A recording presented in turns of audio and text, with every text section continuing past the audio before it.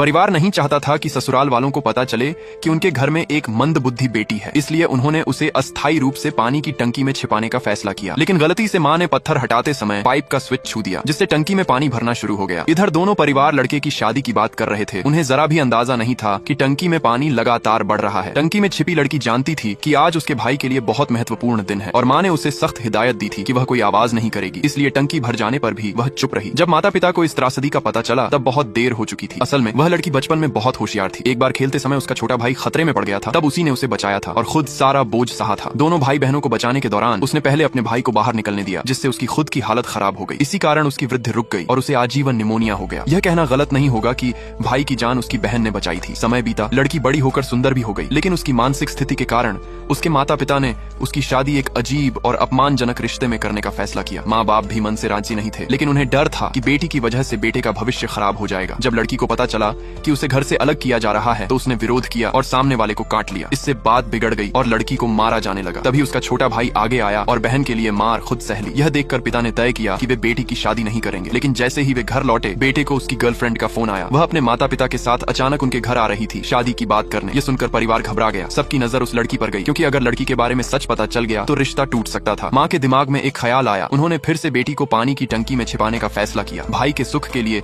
लड़की कुछ भी करने को तैयार थी। वह चुपचाप टंकी में जाकर बैठ गई। माँ ने ढक्कन बंद कर दिया और ऊपर पत्थर रख दिए, लेकिन अनजाने में पाइप का स्विच चालू हो गया और पानी टंकी में भरने लगा। लड़की ठंड और डर से कांप रही थी। उसका निमोनिया बढ़ता जा रहा था, लेकिन उसने एक आवाज तक नहीं निकाली। उधर गर्लफ्रेंड ने पूछा कि उसकी बहन कहाँ है। माँ ने झूठ बोल दिया कि वह शादी के लिए दूर गई है। गर्लफ्रेंड उसे धन्यवाद देना चाहती थी, क्योंकि बचपन में वह भाई का बहुत ख्याल रखती थी। इधर टंकी में लड़की की हालत बिगड़ती जा रही थी। उसे सांस लेने में दिक्कत हो रही थी। एक पल के लिए उसने माँ पुकारा, लेकिन उसकी आवाज को अनदेखा कर दिया गया। माँ उसे निकालना चाहती थी, लेकिन पिता ने रोक दिया। उन्हें डर था कि कहीं मेहमान वापस आ गए तो सब कुछ बिगड़ जाएगा। माँ ने फिर से बेटी से कहा कि वह चुप रहे। बाद में परिवार मेहमानों के साथ बाहर चला गया। घर में केवल वही लड़की टंकी में बंद रह गई। रात हुई, लड़की को होश आया। चारों ओर सन्नाटा था। उसे लगा कि अब वह ज्यादा देर तक नहीं टिक पाएगी। उसने अपने भाई की बात याद की और फोन मिलाने की कोशिश की, लेकिन भाई ने घबराकर कॉल काट दिया। वह उसकी आखिरी उम्मीद थी। वह मन ही मन बोली, भाई, माँ, पापा, मैं अब और नहीं सह सकती। मैं आप सबसे बहुत प्यार करती हूँ। जब परिवार देर रात लौटा, माँ को बेचैनी होने लगी, लेकिन पिता ने कहा कि अगर बेटी को परेशानी होती तो वह खुद बाहर आ जाती। तभी उन्हें याद आया कि टंकी पर भारी पत्थर रखे हुए हैं। सब दौड़ते हुए घर पहुंचे, लेकिन तब तक बहुत देर हो चुकी थी। घर के बाहर लोगों की भीड़ लगी थी। जब उन्होंने बेटी को मृत अवस्था में देखा तो पूरा परिवार वहीं जमीन पर गिर पड़ा।